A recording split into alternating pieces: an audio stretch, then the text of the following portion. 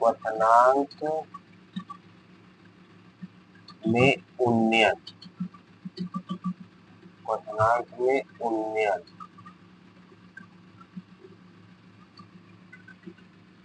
हम तो पढ़ने वाले हैं क्वथनांक में उन्नयन। देखिए क्वथनांक में उन्नयन होता क्या है। क्वथनांक में उन्नयन को समझने से पहले हम सब समझेंगे क्वथनांक क्या होता है। देखिए क्वथनांक क्या होता है, जब किसी द्रव का वाष्प दाब वायुमंडलीय दाब के बराबर हो जाता है तो उसे उस द्रव का क्वथनांक कहते हैं।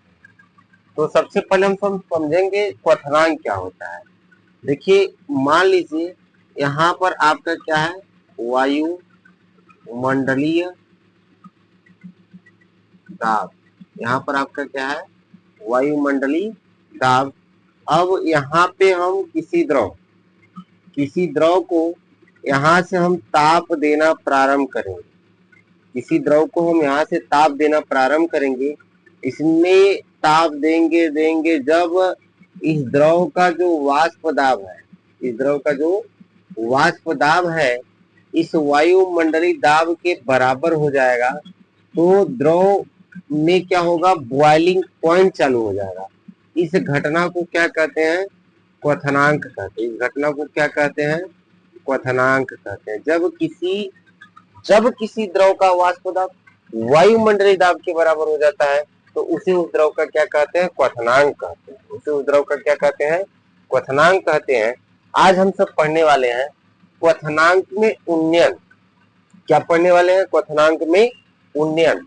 अब जैसे हमारे पास एक वाष्पशील विलायक है, क्या है, वाष्पशील विलायक।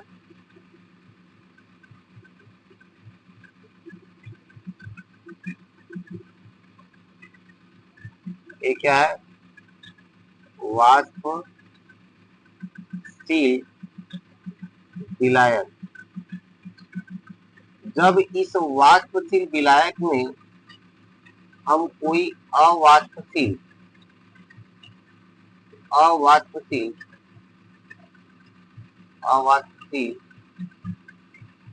विलेय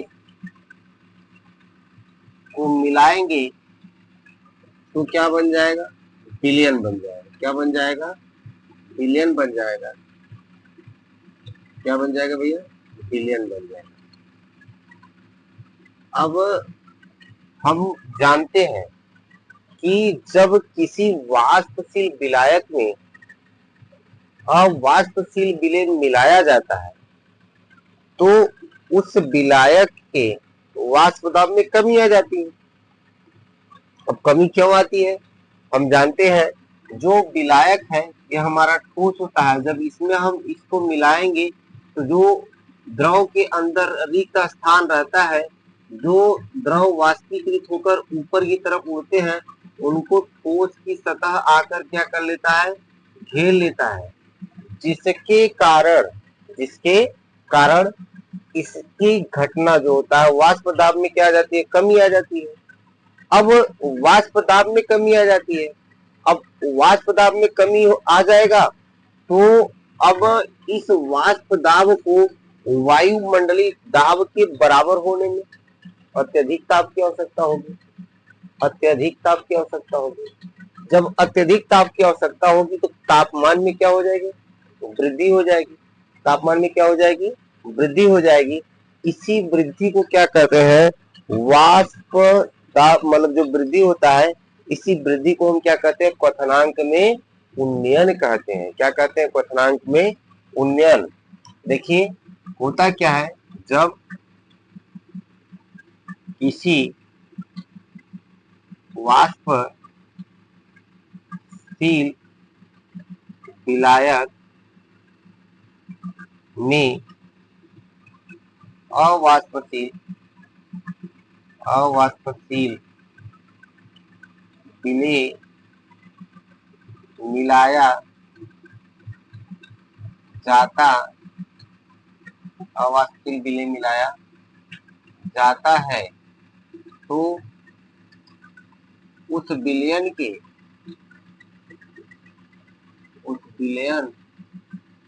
के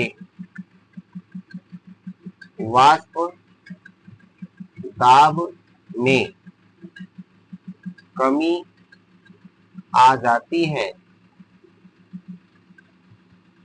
परिणाम स्वरूप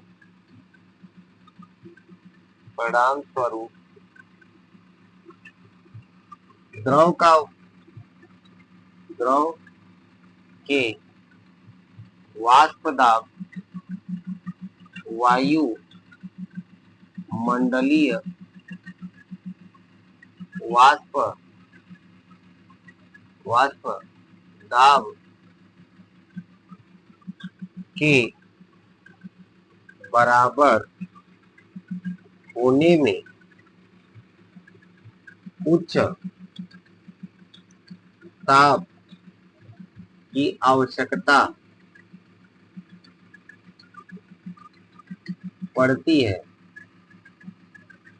जिससे क्वथनांक में उन्नयन होता है।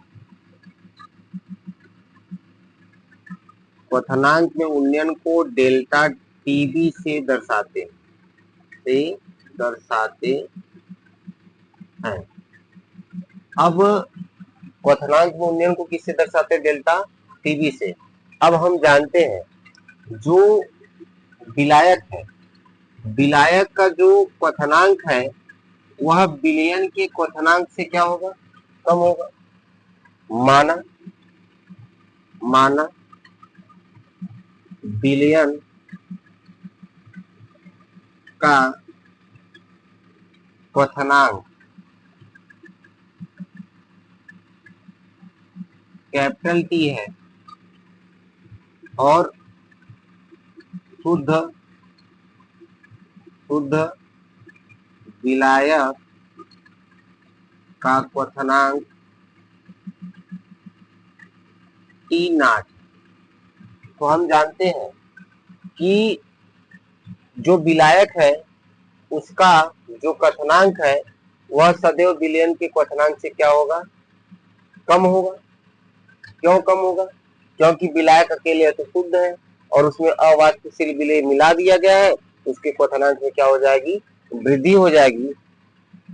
अतः हम कह सकते हैं कि क्वथनांक में जो उन्नयन है वह आपका क्या हो जाएगा? टी माइनस टी नॉट हो जाएगा।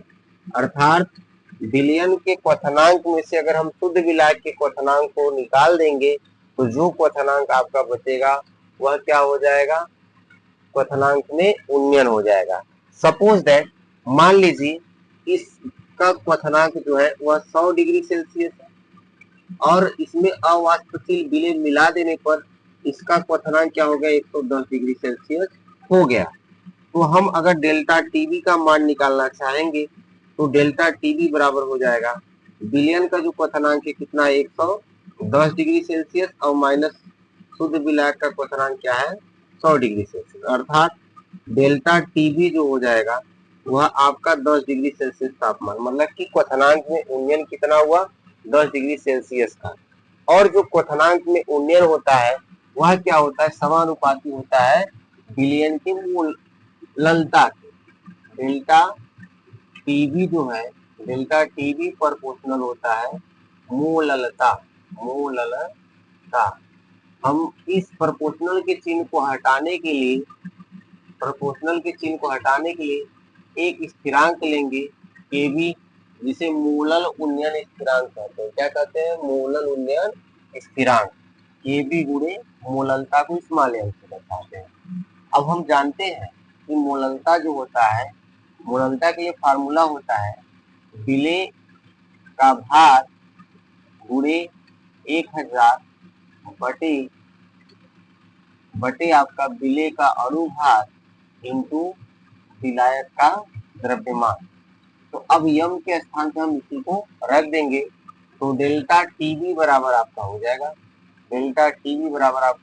केबी गुणे डब्ल्यू बी गुणे 1000 बटे एम बी गुणे डब्ल्यू ए रहा क्वथनांक में उन्नयन के लिए फार्मूला, क्वथनांक गुणन के लिए फार्मूला, जहां आपका केबी मोलल उन्नयन स्थिरांक